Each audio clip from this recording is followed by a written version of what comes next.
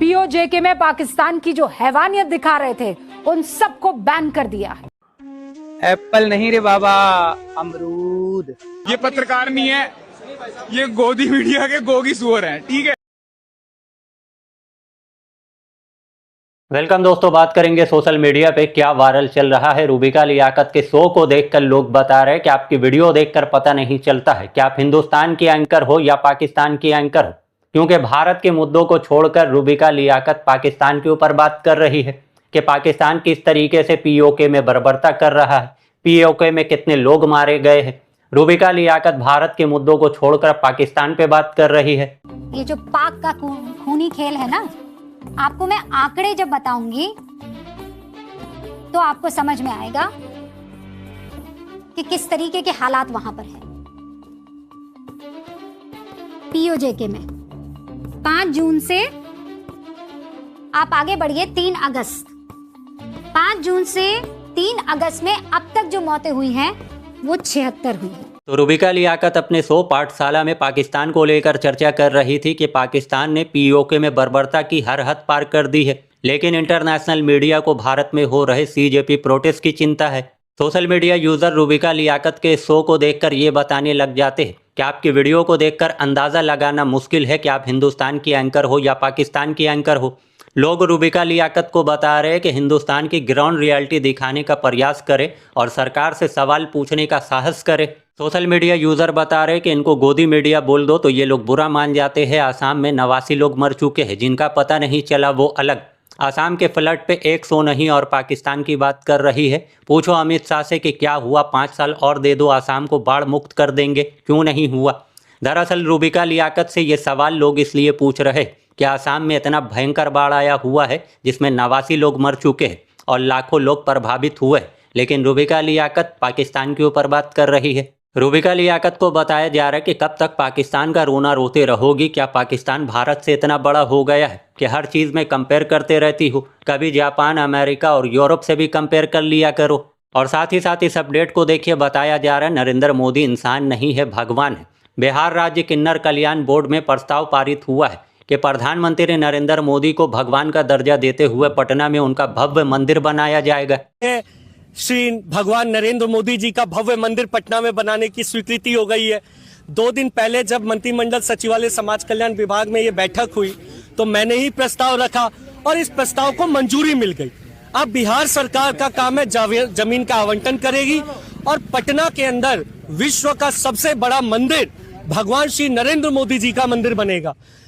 तो इस शख्स का वीडियो सोशल मीडिया के ऊपर काफ़ी वायरल हो रहा है, जहां ये बता रहा है कि किन्नर कल्याण बोर्ड में एक प्रस्ताव पारित हुआ है जहां नरेंद्र मोदी को भगवान का दर्जा देते हुए पटना में नरेंद्र मोदी का भव्य मंदिर बनाया जाएगा, जो कि दुनिया का सबसे बड़ा मंदिर होगा। इस खबर के सामने आने के बाद सोशल मीडिया के ऊपर चल रहा है, ठीक है मंदिर बनाओ, लेकिन ध्यान रखना कि उसमें चंदा चोरी ना हो जाए, और ये बता दो कि उसमें पुजारी कौन होगा। और ये लखनऊ का हनुमान टेम्पल है, जहां से अपडेट सामने आता है कि यहाँ पर चोरी हो गया है। बताया जा रहा है कि मंदिर में भगवान हनुमान जो मुकुट पहनकर थे उसको भी चोरों ने चुरा लिया और उसके ऊपर जो छत था उसको भी चोरी कर लिया। ये फोटो देखिए, इस फोटो में भगवान के 5 मुकुट हैं चांदी के, आप देख सकते हैं। ये पुजारी जी का मोबाइल दिखा रहे हैं, सारे 5 के 5 मुकुट गायब हो गए हनुमान जी के। 76 भी ऊपर से चोरी करके ले गए चोर। मेरे बाबा ही सब नाटे हो गए, बताइए, बहुत दुख की बात है। तो मंदिर में ये होता रहेगा तो हम तो लोग आम इंसान हैं। सही बात। पुजारी जी ने 35 लाख रुपए की चोरी हुई, 35 लाख कम होता है? बहुत सर, 35 लाख छोड़िए, भगवान का मुकुट गायब हो गया, छत्र गायब हो गया। हम लोग आके रोज मत्था टेकते हैं, आज से नहीं कम से कम 20-25 साल से। तो पत्रकार अमित यादव जब मंदिर रिपोर्टिंग करने के लिए पहुंचते हैं तो बहुत सारे लोगों ने बताया कि किस तरीके से मंदिर में चोरी हुआ है, जिसके बाद लखनऊ पुलिस का ट्वीट सामने आता है। लखनऊ पुलिस ने बताया कि इस मामले में केस रजिस्टर हो चुका है, सीसीटीवी फुटेज खंगाला जा रहा है, एविडेंस के आधार पर सख्त कार्रवाई की जाएगी। और साथ ही साथ अपडेट सामने आता है राइट विंग जर्नलिस्ट जो यूट्यूब के ऊपर द पैम्पलेट नाम से अपना यूट्यूब चैनल चलाता है, जिसको देखते ही लोग सुअर सुअर के नारे लगाना शुरू कर देते हैं।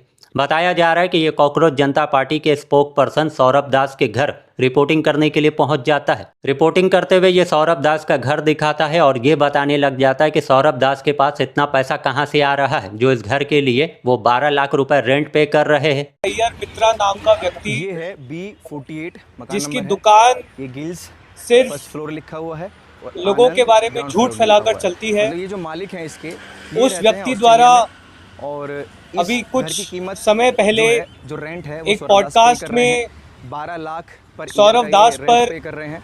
लगातार इतना पैसा गलत आरोप लगाए गए, के पास कहां से आया? सौरभ के घर को लेकर मिस इन्फॉर्मेशन फैलाई गई फाइनेंशियली, तो और उसी मिस इन्फॉर्मेशन के कारण प्रोटेस्ट को फंडिंग आज सुबह और दूसरा कई यूट्यूबर्स, इन्फ्लुएंसर्स जो है सौरभ के घर पहुंच गए। तो अंदर चलते हैं, देखते हैं उनमें से कुछ लोगों ने घर में घुसने की भी कोशिश की। अब इस खबर के सामने आने के बाद कॉकरोच जनता पार्टी के स्पोक पर्सन सौरभ दास ने कहा कि कुछ यूट्यूबर और मीडिया चैनल वाले मेरे घर में घुसे और अंदर का विजुअल दिखा रहे। ये सिर्फ मेरी प्राइवेसी में दखल नहीं है, बल्कि मेरे परिवार के लिए बड़ा सिक्योरिटी खतरा है। आगे सौरभ दास ने बताया कि अगर इस वजह से एंटी सोशल एलिमेंट्स मेरे घर पर हमला करते हैं तो ये यूट्यूबर और उनके ट्रोल्स हैंडल जो इसे कोऑर्डिनेट कर रहे हैं वो सीधे तौर पे जिम्मेदार होंगे। तो ये पत्रकार सौरभ दास के घर पे पहुंचकर रिपोर्टिंग करने लग जाता है और ये बताता है कि घर का मालिक ऑस्ट्रेलिया में रहता है और सौरभ दास इस घर के लिए 12 लाख रुपए किराया भरते हैं। दूसरी तरफ ये बताया जा रहा है कि सबसे पहली बात, किराया 12 लाख रुपए नहीं हो सकता है, ये बड़ा चढ़ाकर बता रहा है। और दूसरी बात, बीजेपी के पास इनकम टैक्स डिपार्टमेंट है, उनको अगर लगता है कि वो अपनी कमाई से ज़्यादा खर्च कर रहे तो वो नोटिस भेज सकते हैं। बताया जा रहा है कि ये पत्रकार नहीं है, ये जेन जी नेताओं को परेशान करना है जिन्होंने सरकार के खिलाफ आवाज़ उठाया। दूसरी तरफ लोग बता रहे कि ये व्यक्ति कभी किसी एमएलए, एमपी या मंत्री के बंगले पे ये दिखाने के लिए नहीं पहुंचा कि उन्होंने 2-3 लाख रुपए की सैलरी से उसे कैसे बनाया, लेकिन ये सौरभ दास के घर पे पहुंच गया कि वो किराया कहां से भरता है। इस खबर को लेकर अपडेट ये सामने आता है कि सौरभ दास ने उन सभी लोगों के खिलाफ दिल्ली पुलिस में कंप्लेंट दर्ज करवाया है। लोग ये बता रहे हैं कि जिस आदमी का ये घर है वो भी ऑस्ट्रेलिया में बैठकर अगर देखता होगा तो वो भी ये सोचता होगा कि क्या ये वही भारत है जिसे मैं छोड़कर आया था। और साथ ही साथ अपडेट सामने आता है कावड़ यात्रा को लेकर, जहां देखने को मिल रहा है कि सड़कों के ऊपर बवाल काट के रख दिया गया है। किस तरीके से कावड़ से अगर कोई गाड़ी टच हो जा रहा है तो उस गाड़ी का चकनाचूर कर दिया जा रहा है। देखने को मिल रहा है कि किस तरीके से पुलिस के सामने ही कावड़ यात्री लोगों के ऊपर हमला कर रहे, लोगों को मार पीट रहे। और जिस तरीके से कुछ ऐसे वीडियो सामने आए जहां पर देखने को ये मिल रहा है कि कावड़ यात्रा में नाच गाना चल रहा है, लोग ऐसे वीडियो को पोस्ट करते हुए ये सवाल उठाने लग जाते कि क्या ये कावड़ यात्रा है। और कावड़ यात्रा तो ऐसा होता ही नहीं था, लेकिन कब से ये कावड़ यात्रा बन चुका है जहां पर कावड़ यात्रा में नाच गाना देखने को मिल रहा है। लोग ऐसे वीडियो को पोस्ट करते हुए सवाल उठा रहे कावड़ यात्रा के ऊपर और जिस तरीके से कावड़ यात्रा चल रहा है। और कुछ ऐसे तस्वीर और वीडियो को लेकर लोग ये सवाल उठा रहे कि क्या इसी कावड़ यात्रा के लिए स्कूल को बंद करवाया गया है। और साथ ही साथ अपडेट सामने आता है अनिरुद्ध आचार्य बाबा अमेरिका में है और अमरूद के पेड़ के सामने खड़े होकर उन्होंने कहा कि अब अपने बच्चों को ए फॉर एप्पल पढ़ाना बंद करो, ए फॉर अमरूद पढ़ाओ, क्योंकि अमरूद भारत का फल है और ऐसा करने से अमरूद पूरी दुनिया में ज़्यादा बिकेगा और पूरी दुनिया में अमरूद का नाम होगा। और इसी को लेकर सोशल मीडिया के ऊपर सवाल खड़ा हो जाता है कि क्या अनिरुद्ध आचार्य बाबा के मुंह में जो आता है वो बक देते हैं, बिना उसके ऊपर रिसर्च किए हुए, बिना उसके बारे में जाने हुए बाबा कुछ भी बोल देते हैं। दरअसल बाबा जिसको भारत का फल बता रहे वो भारत का फल है ही नहीं, जिसको लेकर सोशल मीडिया के ऊपर बाबा की ट्रोलिंग शुरू हो जाती है। भाई हमारे देश में बाबाओं का ज्ञान जो है वो रुकने का नाम नहीं ले रहे। A for Apple wrong, A for अमरूद राइट। हम सेब के पेड़ के नीचे खड़े होकर कह रहे हैं कि ए फॉर एप्पल नहीं, ए फॉर अमरूद होना चाहिए। ये ठीक ऐसा ही है कि आप मर्सिडीज के सामने खड़े हो और ज्ञान दे रहे हो कि सी फॉर कार नहीं, सी फॉर साइकिल होना चाहिए क्योंकि ये देसी है। और बाबा जी आपकी जानकारी के लिए बता दूं, आप जिस फल को भारतीय का शुद्ध फल बोल रहे हो खुद भारतीय नहीं है। 16वीं शताब्दी में पोर्तुगीज लोग इसे मध्य और दक्षिण अमेरिका से भारत लेके आए थे। यानी बाबा जी जिसको देशी बता रहे हैं वो खुद विदेशी है।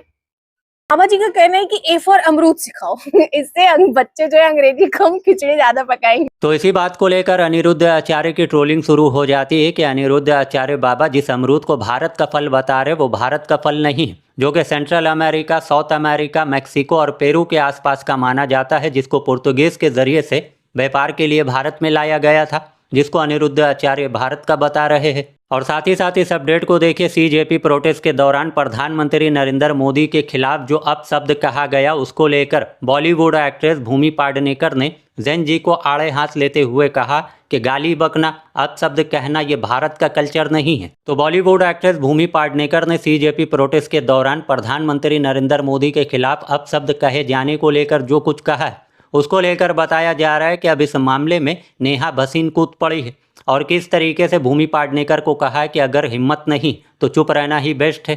तो भूमि पाडनेकर ने इस बात को लेकर जेन जी के ऊपर सवाल उठाया कि अब सब कहना भारत का कल्चर नहीं। और इसी के साथ अपडेट सामने आ जाता है। नेहा भसीन ने भूमि पाडनेकर को कहा है कि अगर हिम्मत नहीं तो चुप रहना ही बेहतर है। तो कम वक्त में ज़्यादा अपडेट आपको बताने की कोशिश करते हैं। आपको अच्छा लगता है तो वीडियो को लाइक शेयर कीजिए और चैनल के ऊपर अगर आप पहली बार है तो चैनल को सब्सक्राइब ज़रूर कीजिए।